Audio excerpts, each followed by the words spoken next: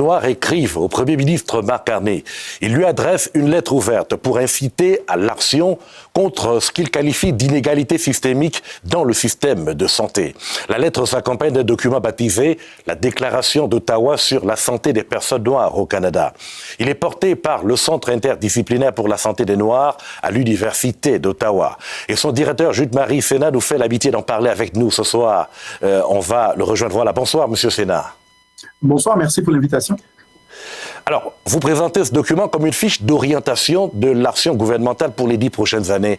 En quoi consiste la Déclaration d'Ottawa sur la santé des Noirs? La Déclaration d'Ottawa comprend 2 parties. Une première partie où on fait 10 observations, les 10 observations les plus importantes, qui montrent essentiellement que être noir au Canada, c'est un facteur de risque pour la santé. C'est-à-dire, juste le fait d'être noir, vous allez recevoir des soins de moins bonne qualité si vous allez dans les hôpitaux. Juste le fait d'être noir, les médecins sont moins bien formés, les médecins, les infirmières sont moins bien formés à pouvoir vous prendre en charge, et de même pour les pharmaciens.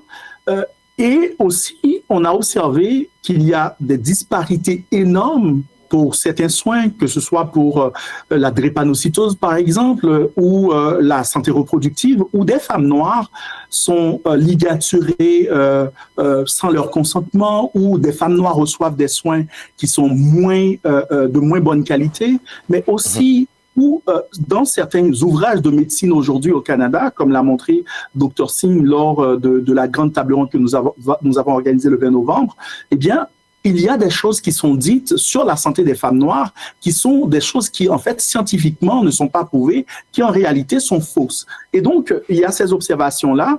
Et ensuite, il y a 24 engagements. Ce sont des engagements que nous invitons les gouvernements à différents niveaux à prendre, que ce soit au niveau des provinces, au niveau du gouvernement fédéral, mais également au niveau des universités, au niveau des associations professionnelles, des ordres professionnels. Et tous ces engagements vont pouvoir permettre d'éliminer les disparités raciales, les inégalités raciales qui existent en santé et qui concernent les communautés noires au Canada. Très bien. Voilà. Et pourquoi donc est-il important pour vous d'envoyer une lettre ouverte au Premier ministre du Canada? C'est le Premier ministre du Canada. L'enjeu, c'est un enjeu qui concerne le Canada.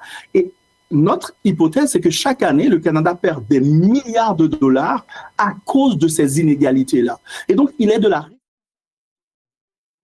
de fédérer les provinces à travers le ministère de la Santé fédérale, parce que ce n'est pas juste une question de santé, c'est une question économique, c'est une question de dignité humaine. Et le Premier ministre doit se saisir de cette question-là pour s'assurer que le Canada ne continue pas à perdre de gros potentiel, c'est-à-dire on parle de plus de 1,5 million de personnes, d'enfants qui ne reçoivent pas les soins nécessaires. Et aujourd'hui, avec la pandémie, on l'a compris, c'est que la santé d'une personne, c'est la santé de toute la communauté qui peut être en jeu avec la santé d'une seule personne. Aujourd'hui, par exemple, sur la vaccination, on a compris que les communautés noires font partie des communautés les moins vaccinées parce que tout simplement, ils ont une méfiance totale par rapport au corps médical, et comme ils ont cette méfiance-là et qu'ils ne se font pas vacciner, eh bien, c'est la santé de tous les enfants qui est à risque. Et dans votre rapport, vous y voyez un risque sur l'économie canadienne de façon plus globale? Ben justement, le risque, c'est un risque pour la santé, mais c'est aussi un risque économique pour le Canada parce que c'est un pays qui est moins compétitif. Plus le pays va perpétuer ces inégalités raciales-là en santé, moins le pays sera compétitif. Donc, il s'agit d'un enjeu extrêmement important et il était essentiel d'écrire au Premier ministre pour qu'il se rende compte parce qu'on ne parle pas de 2-3 personnes, on parle d'une population importante du Canada. Et pour cela, vous avez rassemblé des dizaines et des dizaines de chercheurs et d'experts, d'ailleurs sous la houlette de la ministre fédérale de la Santé, Marjorie Michel, à votre table ronde. Mais ce n'est pas la première fois qu'on pose le problème de l'accès équitable aux soins de santé. Et puis on voit que l'immigration progresse. D'où viennent les goulots d'étranglement, Jude-Marie Sénat? En fait, ce qu'il faut comprendre, c'est que aujourd'hui au Canada, on continue à perpétuer l'approche aveugle aux enjeux raciaux. Les gens vont dire, je ne vois pas votre couleur de peau. Mais la vérité, c'est que si ma couleur de peau fait partie du problème, si vous ne le voyez pas, c'est en fait une attitude raciste. On a besoin de pouvoir avoir des soins qui soient dédiés aux personnes noires, mais qui répondent à leurs besoins réels. Et pour cela, pour y arriver, il faut comprendre ces inégalités, comprendre le racisme, mais aussi pouvoir mettre en place les politiques pour déraciner le racisme au sein de la société globalement. Mais dans le système de soins, on a les données, on peut le faire, il faut y aller. Alors, quelle est la place de la représentativité des personnes noires dans la lutte contre le racisme anti-noir dans ce système de santé?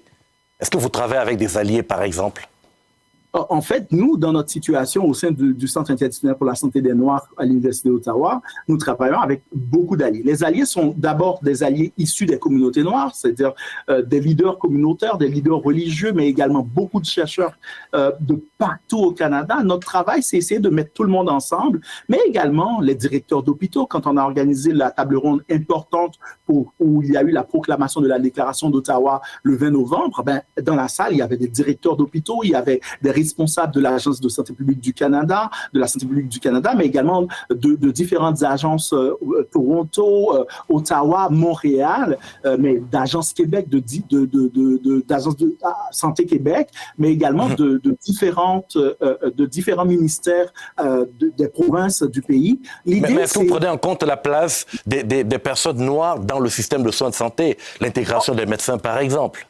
Définitivement, mais il y a plus à faire à l'Université d'Ottawa. Dans plusieurs universités, il y a maintenant un gros effort qui est fait, mais il faut en faire plus. Mais également, surtout des médecins noirs formés à l'extérieur du Canada, où tout ce qu'on a comme problème au niveau du système de santé en termes de pénurie de médecins et d'infirmières, c'est quelque chose qui peut être résolu si on tient compte justement des médecins qui sont formés à l'étranger. Et beaucoup de personnes noires qui étaient médecins dans leur pays, qui sont arrivés au Canada, on les met de côté, ils font d'autres métiers, alors que ces personnes-là pourraient en fait aider. Donc oui, il faut plus d'intégration raciale et nous travaillons justement au centre à créer par exemple la relève sur la question de la recherche par exemple. C'est ça. Évidemment, en plus de former les médecins qui sont déjà sur place à la multiculturalité dans leur métier.